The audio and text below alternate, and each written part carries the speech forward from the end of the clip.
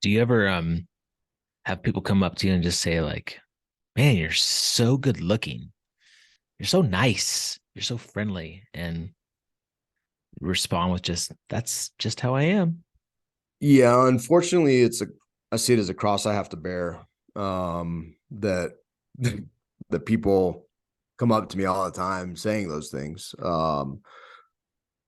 Yeah, like, wow, you're so good looking. And I mean, I've not really met many men as nice as you and as caring, empathetic, all these things. I'm just like, oh my gosh, again, it's just how I am, guys. It's just how I am. Just it's just how I am. It's I can't just how help I it. am. I can't help it. And help it. So just you get or I love this one's my favorite. Obviously, we're joking on that, but this I'm not joking about. I love when people say, "Hey, what you see is what you get." Like I'm like, that is the most passive, weak, uh reactionary, giving up any control you have over your life statement. Like, what you see is what you get. Well, what if I see like a total like dum dum who I don't respect at all? Like, does that give me That's what you license to just get. be like, hey, that's what I see. So, like, does that give me license to just consider you just a dum dum? Like, I don't know, man. It's this whole idea. What we want to discuss is the mindset behind the identity behind this thought that there's so many sayings, right? Old You can't teach an old dog new tricks. Well, you actually can. You actually can. You can teach a new dog. I think it's actually harder to teach a new dog new tricks because they're kind of pains in the butts, full of energy, peeing all over your house, and this idea, and usually we're not talking about dogs, we're talking about people. So if you really think about those words, you can't teach an old dog new tricks. Like, what you're basically saying is, in your years of life, which hopefully you've matured, you've gotten smarter, you've gotten more capable. You're basically suggesting that in this state of maturity, capability, and intelligence, you're incapable of change. Like, that's pretty shocking. Like, I would be afraid of that. I would be afraid that in my older age, I'm just too uh crotchety to change. Like, that's kind of sad and scary to me. Yeah. So the context of the conversation of why we're bringing it up is, we had a conversation just on mindset inside our mastermind group, and just this idea of the stories we tell ourselves, and this identity. We talked about identity on a past episode.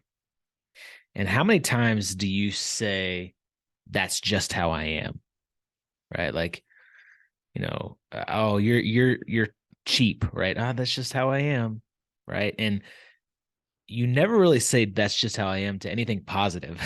it's it's always like in kind of a negative um, look at things. And but if you're saying that all the time, you're basically in this fixed mindset stage where, like, you don't think that you can change, and it's not a good place to be.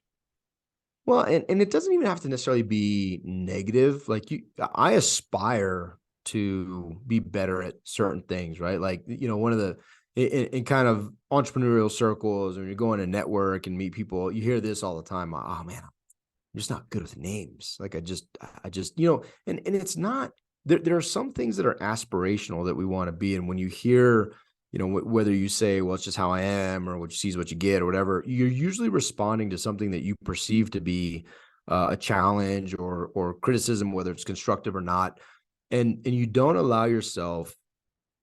give yourself, empower yourself the ability with the ability to change or to be better, right? And most of the time it's aspirational. Like, you want to be better at these things. I don't know anybody who wants to be worse with names, but when you make it a conditional, fixed situation that can't be changed, then you give yourself an excuse to be bad at something. Well, I'm just big boned, right? Okay, well, that's why I can't lose weight. Well, no, is that really what it is? You can't lose weight because you're big boned? Like, I'm pretty sure your bones are no bigger than most, or not, maybe if they're slightly above average, And actually bone has nothing to do with fat. So like, what exactly are we saying? Like, own the statement, and these are not things that we're perfect at, right? Like I mean, I have given myself reasons that I sit at, 230 for forever, but I've experienced, I've experienced 260, in college playing football, and I've experienced, 190 after college. Like so I know for a fact that I'm capable of, and that it is possible, but I limit myself with these things that I tell myself with the fixed mindset and whatever that area of life is. Wow, my relationship with my wife suffers. I'm just not romantic. I'm just not a romantic guy. I mean, is it like, how many dudes were just born naturally that have amazing marriages, just naturally, like, with all these romantic ideas in their head, and they're just like super great at it? I mean, I'd offer that, yeah, there's some guys that have skills and are blessed with those natural, natural tendencies, but all of us want a better marriage. And if we know that the path to better marriage is to be more conscientious in our intimacy game and be more romantic, then we can do something about that. Wow, my dad, he always worked. He was never home. And like, that's how I was raised, right? That's just what I know. Well, no, something different, because we just had a conversation about it, right? I just told you how much time I'm spending at the kids' school and what I had to sacrifice and the days I had to take off of work to make that happen. Like, there are options, there are possibilities, there are opportunities. And I'll tell you that something shifts in your mind when you're honest and when you choose to be different, because being different just doesn't happen. You have to do something about it, right? You have to go to the gym. You have to take the time off of work. You have to even say that your kids are a priority, and do those things. Look for opportunities, right? My marriage is important to me. Like, all those things are critical aspects to our mindset and how we have the opportunity and the ability to change it, to build it, to grow it, to do, to do something about it.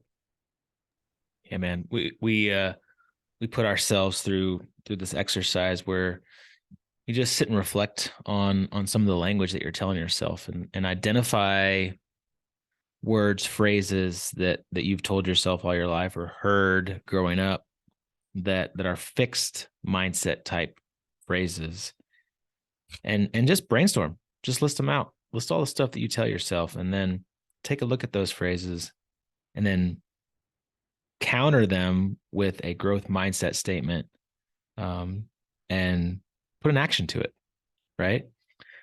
An example that I wrote down for myself was this idea that I don't like conflict. I just, I don't like conflict. I don't like fighting. And, I take that and I look at it, and if I change the verbs and the words to say, well, maybe I just embrace differences of opinion and understand that people have different viewpoints, right? And different ways that they were raised and grew up, and different ideas. And if I just stay curious and actually seek different opinions and look for those, maybe I'm not going to dislike conflict as much anymore, right? So just this idea of like really looking at yourself and what you're telling yourself, and changing the words. It's a really powerful exercise. Well, and it also, I think there's a couple pieces too that you acknowledge. Like, how does that make you feel when you avoid conflict? Like, does it make you less mad? Like, are you, you Nope. like go and you avoid the conversation and you feel bad, and there's probably thoughts that you have about that person, and there's probably some things that you're playing a conversation in your head and how you want it to go. And I'll tell you, if it's between you and me, right? Like, there's a conflict between you and me, and you go and you have all this stuff going on in your head, you know how much I'm thinking about that? Zero. Zero. Like 100% zero. I mean, I may be thinking about it from my perspective, and how maybe, I should have get this off my chest. That's assuming it bothered me as much as it did you, right? And that's a very strong assumption, because most likely I'm completely moved on and thinking about something else, or vice versa. If I'm just like, oh, I'm just going to let this go because, I should just let it go. Well, like, what, who said, like, what, how does that serve you? And you're not just going to pick a fight to pick a fight.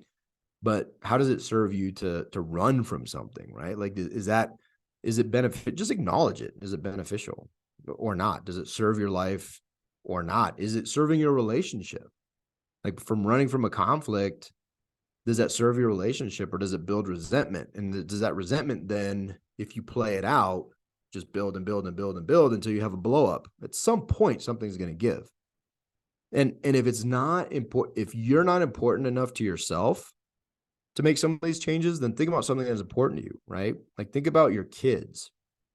And some of the, the fixed mindset is not just something that describes us, and it's something that we have. This is something we pass on. And if you're not intentional with the language you use, words have power. They have so much power. If you're saying things to your kids like, and I'm not telling you how you should raise your kids or talk to your kids, but you just have to acknowledge that this is not me speaking. This is Carol Dweck. She's a PhD, been doing it for 30 years, right? So she probably knows at least a little bit more than I do what she's talking about. But she wrote a whole book on it, and she talks about things like perfectionism.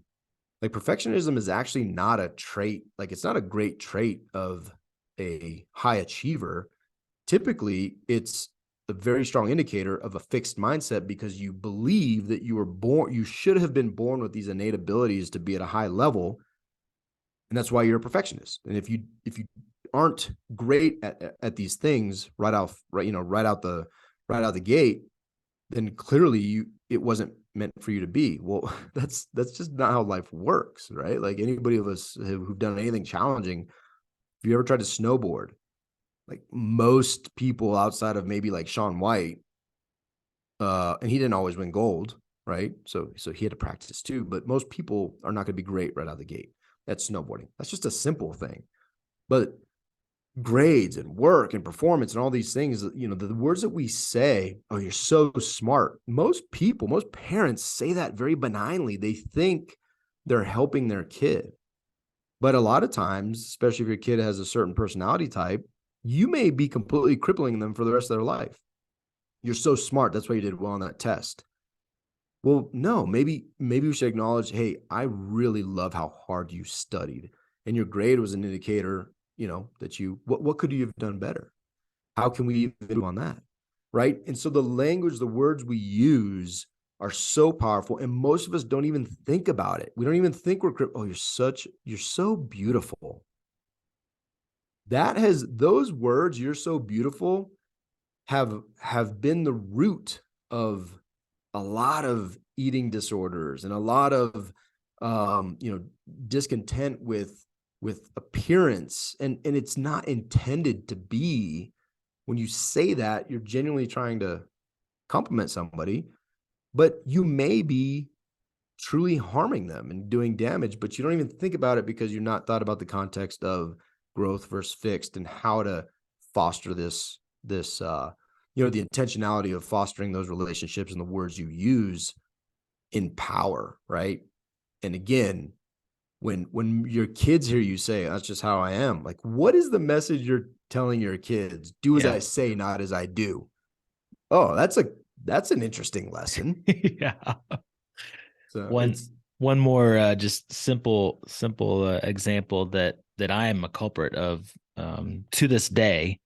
I will start to change it, but the idea of good and bad weather, and hey, the language you use around weather, right? And it's such a simple example, but like when you say, if it's raining outside, hey kids, it's bad weather, we can't go out and play today. No, it's not bad weather. It's just maybe you don't have the right clothes to wear to go outside. Or maybe you do, and you just have this mindset of you can't go play outside when it's raining, or it's snowing, or it's icy, or cold, or hot, or whatever it is, right? Like, it's not good or bad weather. It's just be prepared for the weather that it is and go. Or even better, if it's always good weather. Yeah. And like, I've had some of the most fun I've had with my kids is when it's raining out. Like, hey guys, go get your rain gear on. We're gonna go splash in puddles, dude. It like awesome. Every time a blast. Yeah. And the funniest part about it is usually the rain gear is completely like, when you take off the rain boots, they're full of water and the kids' feet are completely pruned, and like you just gave yourself an opportunity to go outside and enjoy, right? Like, and it's always shocking to me, especially here in Colorado, when I go outside and it's snowing, and I've always felt it because it's true, but when it's snowing, that's telling me that ideally it's snowing in the mountains, and to me that means snowboarding. And so all very positive things. Like when people are like, oh, I'm sick of the snow, I'm like, dude, I love the snow because it means I'm gonna go snowboarding, right? But it's just a tiny, and they look at you like, oh yeah, but it's so cold. Okay, I'm gonna go snowboarding. Like it's gonna be amazing. Yeah. And so it's just as I love how you bring up the weather thing, because and again, you're passing it on, right? Passing it You're on. passing it on. Is the world in front of you a world of opportunity, or is it a world of scarcity and fear? And I'm people are gonna say, they're gonna think about the weather and be like, oh, you're blowing this out. This is all woo woo stuff. No, dude, it's how you look at life. Yeah. And in business, it's how you look at business. Is the economy a scary thing? And I'm not going to venture out into business in this economy. When is an economist, or when has the news ever been like, now is the best time ever to start a business because the economy is just blowing up? It's always either, oh man, we're on a bubble and it's about to pop, or oh, houses are losing value, and businesses in the market, whatever, dude. Like, it's how you look at it.